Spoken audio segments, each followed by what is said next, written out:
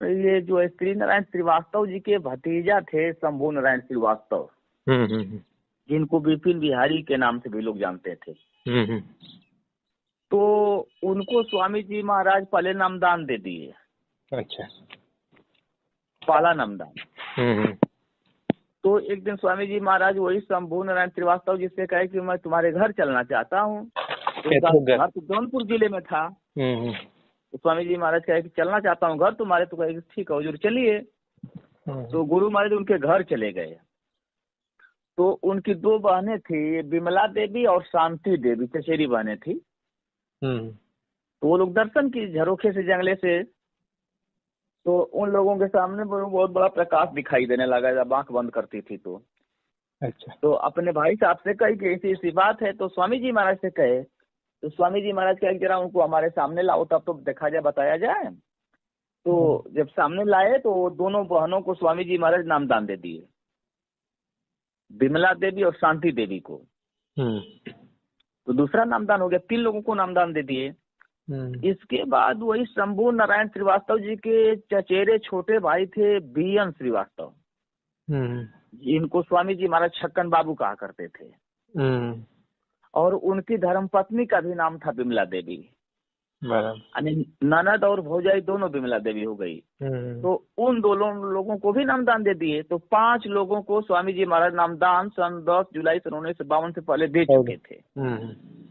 इसके बाद वहीं बनारस में ही शंभू नारायण श्रीवास्तव जी की एक और बहन थी, कमली देवी, मझली बहन थी कमली देवी। तो वहीं उनकी भी शादी हुई थी बनारस में ही। तो वहीं जाकर के स्वामी जी महाराज जो है 17 लोगों को 10 जुलाई सन 1952 को जो है 17 लोग जो थे शंभू नारायण श्रीवास्तव जी के घर के लोग थे और रिश्तेदारियों के लोग थे। वही परिवार था 17 लोगों का। तो वहाँ जो है स्वामी जी महाराज सत्संग जारी किया। यानी 5, और स्वामी जी महाराज कहे कि महात्मा बुद्ध जी ने इसी बनारस में 5 लोगों को उपदेश दिया था। तो मैं भी इसी बनारस में 5 लोगों को नामदान देने के बाद जो है आज सत्संग जारी कर रहा हूँ। बराबर जी। तो वही लाल जी डॉक्टर साहब जो विमला देवी जी के यहाँ गए थे, जब मुझे पता चला कि अभी वो जीवित हैं, तो बिल्कुल बुजुर्ग हो चुकी थी, 18 घंटा 20-20 घंटा वो साधना करती थी। और उनको स्वामी जी महाराज संगत के सामने कहते कि ये हमारी बच्ची जो है पूरी हो चुकी है। ये बहुत कम बोला करती। स्वामी जी महाराज कहे थे विमला देवी को कि ये जो है बिल्कुल पूरी हो चुकी है। अच्छा। आने मालिक के हंसी जाती है, बहुत कम बोलती है। तो उस समय का कोई साक्षी आदमी था क्या जब गुरु महाराज ने ये बोला था? नहीं, वे साक्षी आदमी तो कोई नहीं मिल पाएगा ना। नहीं ध्यान में हो तो, बाकी तो जो गुरु महाराज ने ये जो है ना, ये जिनके घर हम लोग गए थे, ये बीना श्रीवास्तव इनका नाम है। इनकी मौसी लगती थी विमला देवी। अच्छा। जो छगन बाबू के कौन थी? चचेरी बहन थी विमला देवी। विमला देवी उनकी धर्म पत्नी भी एक थी। अच्छा। और एक चचेरी बहन भी थी, दोनों का नाम विमला देवी था। तो ये जिनका जिक्र कर रहे हैं वो चचेरी बहन? चचेरी बहन थी।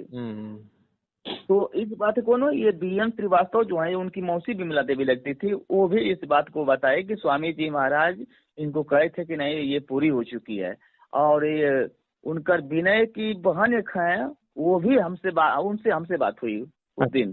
कहे कि स्वामी जी महाराज ये है, कहे कि ये बच्ची जो है पूरी हो चुकी है। अच्छा अच्छा जी, हमसे उनसे बात हुई। और बीएन श्रीवास्तव जी से, ये जो है विनय श्रीवास्तव जी से भी हमसे बात हुई है। हम एक दिन पहले वहाँ चले गए थे। मतलब ये लोग साक्षी हो गए ना, जिन्होंने सामने देखा ये बात? हाँ, इन लोगों में साक्षी हो गए। बराबर जी। तो किस तरह से कहा था उन्होंने जी? उन्होंने क्या किस तरह से कहा था विमला जी ने? जब डॉक्टर साहब गए थे ना, जब डॉक्टर साहब गए थे तो चरण स्पर्श किए और कहे माँ हम जो है कुछ पूछने के लिए आए हैं। तो घर के लोग जाते उनसे मिलने देने लोग नहीं चाहते थे कि मतलब कम बोलती हैं, लोग डिस्टर्ब करते थे। तो बहुत कहने पर लोग मिलवाए। तो बहुत देर के बाद उठ करके बैठी बिस्तर से, जब पूछे कि हमारे स्वामी जी महाराज हैं कि चले गए, बहुत स्वामी जी महाराज की भविष्यवाणियां हैं। तो कही कि सुनो जो स्वामी जी महाराज की जो भविष्यवाणियां हैं पूरी अभी नहीं हुई हैं, तो संत महापुरुषों के वचन जो होते हैं झूठे कभी नहीं होते हैं। बराबर। इतनी बात कहे। इसके बाद फिर सो गई। कुछ समय के बाद फिर बैठी हैं, तो बैठी तो कही कि अभी गए नहीं, तो अभी बैठे हो? तो कहे कि हाँ माँ, थोड़ा सा हम और पूछना चाहते हैं। हाँ, थोड़ा ये बताइए कि हमारे स्वामी जी महाराज शरीर में है कि क्या है, कहाँ चले गए? कहेंगे सुनो, जो मथुरा आश्रम पे जो लाश जलाई गई, ये स्वामी जी महाराज की लाश नहीं थी। अच्छा। हाँ, इसके बाद फिर वो सो गई। और कुछ समय के बाद फिर उठ करके जब देखी तो फिर बैठे हैं, तो फिर इन्होंने पूछा कि देखो, इस स्वामी जी महाराज आएंगे और कब आएंगे, इस बात को मैं तुमसे अभी नहीं बता सकती, नहीं बताऊंगी। बराबर। हाँ, इतनी बात हमसे डॉक्टर साहब से हुई। और वहाँ उन पूरे परिवार के साथ हमने इस बात को संगत में सत्संग के माध्यम से रखे थे। तो जो विनय की बहन थी और विनय भाई जो थे, उनकी जो मौसी लगती थी, वो दोनों लोग स्वीकार किए कि मतलब आज तक यहाँ कार्यक्रम जितने भी हुए हैं, कोई भी इस तरह से बात खोल करके नहीं बताया जो डॉक्टर साहब आज बताए हैं। ये सारी बातें सब सत्य हैं, दोनों लोगों ने स्वीकार किया। बराबर जी, वो विनय भाई और उनकी बहन भी दोनों लोग स्वीकार किए कि नहीं, बहुत अच्छा सत्संग हुआ और बहुत सच्ची बात हुई। और फिर लोग बुलाए हैं कि नहीं, आप जो है फिर कार्यक्रम होगा तो हम लोग आपको बुलाएंगे। 10 जुलाई में 3 दिन का कार्यक्रम होगा, तो उसमें विशेष रूप से कहे कि नहीं, आपको आना है। बराबर। नहीं, अपने लिए तो देखिए, एक जो विपिन बिहारी श्रीवास्तव साहब हुए जी पहले जी नामदानी, उनका भी एक प्रमाण मिल जाता है। जी उन्होंने भी अपने जीवन काल में ये बता दिया था कि स्वामी जी महाराज उस घटना के बाद मुझे आवाज लगाए थे, कहा था हाँ हाँ हाँ कांच के बाहर से। तो हमने कहा कि जब दरवाजा खोला तो दिखाई नहीं दिए, और ये कहा था कि ये लोग मुझे मारना चाहते हैं। जी जी जी तो जब वो रहे, शंभू जी की बात कर रहा हूँ, तो उन्होंने ये बात बता दी थी, तो रिकॉर्डेड है वो डाला है यूट्यूब में किसी गुरु भाई ने। और एक दूसरा तो जी एक अन्य गुरु बहन का हो गया। जी तो इसका मतलब जीवित मानने वाले जो है ना, इनके लिए मतलब ये बड़ी बात है। इनके जो विश्वास से चल रहे, तो इनको एक मजबूती मिल जाती है इन बातों से। हाँ, तब क्या भैया, जिनको स्वामी जी महाराज पहला नामदान दिए हों, दूसरा नामदान दिए हों, तीसरा नामदान दिए हों, वो भी सत्संग जारी से पहले, हाँ हाँ। और उनके घर रहे हों, और उन लोगों का ये कहना है कि नहीं स्वामी जी महाराज हैं, तो मानना ही पड़ेगा भैया। और हम स्वामी जी महाराज के गुरु भाई थे एक बाबू सिंह जी, हमीरपुर जिले में। मैं उनसे भी मिलने के लिए गया था, उनसे मैं मिला भी। वो भी 2-3 साल पहले शरीर छोड़ चुके हैं। तो हमने उनसे बात किया कि हुजूर जरा हमको ये बता दीजिए कि स्वामी जी महाराज शरीर में है कि शरीर छोड़ करके चले गए। तो हमसे कहे कि तुम बेवकूफ की तरह बात करता है, संत महापुरुष कभी मरते हैं, वो सदा जीवित रहते हैं।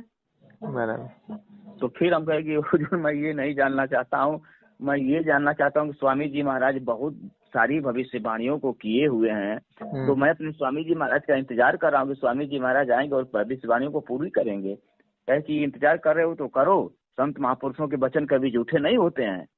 बराबर। लेकिन ये बात भी समझने को मिलती है कि जो पक्के रहे या पक्के है आज भी, वो इस बात को खोलेंगे नहीं। हाँ, क्योंकि ये जो है ना, ये मौज गुरु महाराज की है, और इसको जो है गुरु महाराज के मौज के अधीन ही रखना चाहते हैं। सब कुछ जान करके भी बताएंगे नहीं, और जो बताएगा तो समझ लेना है कि ये एक धोखा है। क्योंकि गुरु महाराज ने कहा ना कि यानी उनका खेल वही जानते हैं, और जिसको जना देंगे उसके लिए भी एक मर्यादा रख देंगे कि वो इस बात को खोले नहीं, ताकि कोई गड़बड़ी न करे। हाँ, तो ये बात जो उन्होंने बताई। बाबू सिंह जी से हम ये भी पूछे कि हुजूर स्वामी जी महाराज आपके आते जाते रहे क्या? कहे कि हमारे यहाँ बहुत बार आते जाते रहे, और हमको स्वामी जी महाराज लेटर भी लिख करके देते थे कि यहाँ पहुँचा दो, वहाँ पहुँचा दो। तो हम लेटर नाकिया का काम किया करते थे, लेटर पहुँचाने का काम किया करते थे। और आश्रम के प्रति जो है, आश्रम पे स्वामी जी महाराज के प्रति जो है, वहाँ पे रहने वालों की रवैया ठीक नहीं थी। साथ ही साथ आपको ये बताते चलूँ, 3 साल पहले एक गुरु बहना हमको मिली थी, जिनसे हमारी फ़ोन पर बात हुई थी। महाराष्ट्र के चोपड़ा के रहने वाली वो गुरु बहन है, जिसका नाम हम यहाँ नहीं बता सकते। पर उन्होंने यह बताया था कि एक दिन कहा कि हम साधना में बैठे थे, और उस दिन अचानक स्वामी जी महाराज आ गए और हमारी गोद में सर रखकर सो गए। छोटे बच्चे की तरह।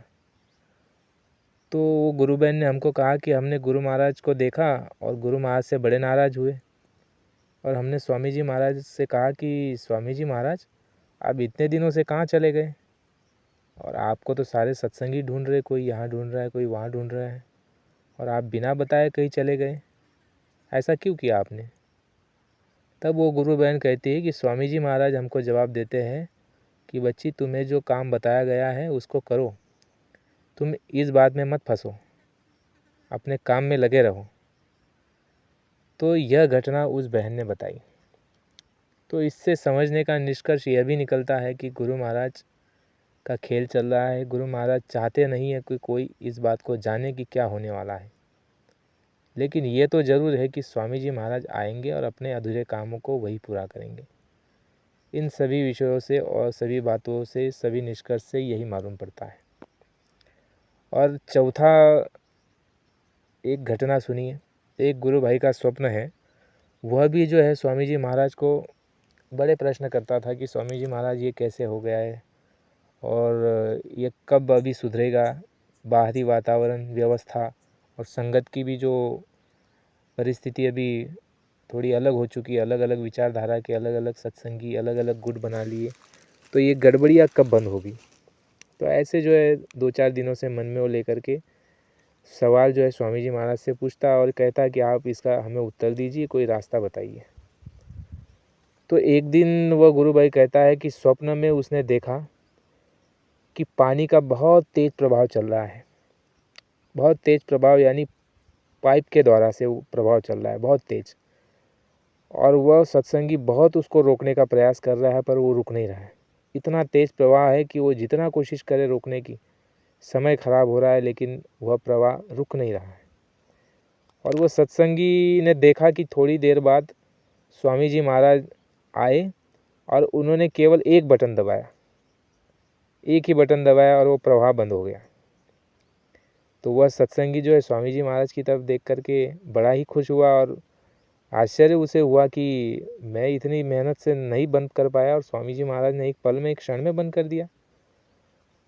तो यह घटना उसकी, तो इससे भी ये मालूम पड़ता है, अगर समझने जाए, कि ये जो प्रवाह चल रहा है, चाहे जिसका भी आप समझो, तो ये प्रवाह किसी के समझाने से, किसी के अनेक तरह से तोड़ निकाल लाए, कोई जो है अलग अलग विधि बताए, तो इससे कुछ रुकने वाला नहीं है, ऐसा मालूम पड़ता है। यह केवल स्वामी जी महाराज ही रोक सकते हैं और उसका एक निश्चित समय है, उनके आने का, उनके कार्य का और इस प्रवाह का रुकने का। तो कुल मिलाकर के ऐसी अनेक घटनाएं हैं जो आपने अभी ऑडियो कॉल पर सुना और जो आपको अभी अभी ये बताया। तो हमको ये समझना है कि स्वामी जी महाराज आएंगे, बाबा जय गुरुदेव जी आएंगे और चौथा यज्ञ रचाएंगे। यह हमारा ठोस विश्वास है, यकीन है, और इस पर हम बरकरार रहेंगे। जय गुरुदेव।